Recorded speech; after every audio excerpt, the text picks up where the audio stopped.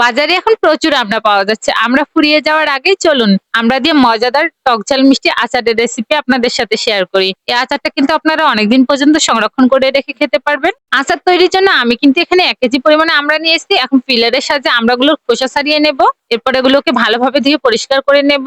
এখন একটি ছুরির সাহায্যে আমড়াগুলোকে এভাবে একটু কেটে নেব, যাতে করে আমড়ার ভিতরে সমস্ত মসলাগুলো সুন্দরভাবে যায়। এখন শুকনো মরিচের গুঁড়ো দিয়ে আমড়াগুলোকে মাখিয়ে রেখে দেব, যাতে করে আমড়ার আচারের মধ্যে সুন্দর একটা কালার চলে আসে। এখন জিরা, মৌরি, ধনিয়া, শুকনো লঙ্কা, মেথি এগুলোকে ভালোভাবে ভেজে গুঁড়ো করে নেব।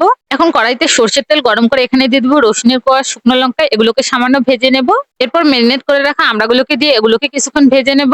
আর ভেজে নেওয়া হয়ে গেলে এখানে দিয়ে দেবো পরিমাণ মতো চিনি। আপনারা আপনাদের স্বাদ অনুযায়ী চিনিটা দিয়ে নিবেন। এরপর দিয়ে দেবো সামান্য পরিমাণ লবণ। এখন এগুলোকে ভালোভাবে নেড়েচেড়ে মিশিয়ে নেব। চিনির থেকে যে পানিটা বের হবে ওই পানির মধ্যে কিন্তু আমড়াগুলো সেদ্ধ হয়ে যাবে। চিনির পানিটা যখন একটু টেনে আসবে ঠিক ওই পর্যায়ে ঢাকনা তুলে এগুলোকে ভালোভাবে মিশিয়ে নেব। এরপর তৈরি করে রাখা আচারের মসলাগুলো দিয়ে দেবো। আমি এখানে পুরো মসলাটা ব্যবহার করব না, ১ চামচ মসলা আমি শেষে ব্যবহার করব। চিনির পানিটা যখন পুরোপুরি টেনে আসবে আর আমড়ার আচারের মধ্যে সুন্দর একটা কালার চলে আসবে, ঠিক ওই পর্যায়ে আমি আরো ১ চামচ আচার মসলা এখানে এড করে দেব। এরপর এগুলোকে ভালোভাবে নেড়েচেড়ে মিশিয়ে নামিয়ে নেব। এভাবে একবার আমড়ার আচার তৈরি করে দেখুন। আমড়াটা একবারে সফট আর জুসি হবে। আর আমড়ার আচারটা খেতে কিন্তু সত্যি অসাধারণ লাগবে। অবশ্যই একবার আমড়ার আচারটা বাসায় ট্রাই করে দেখবেন।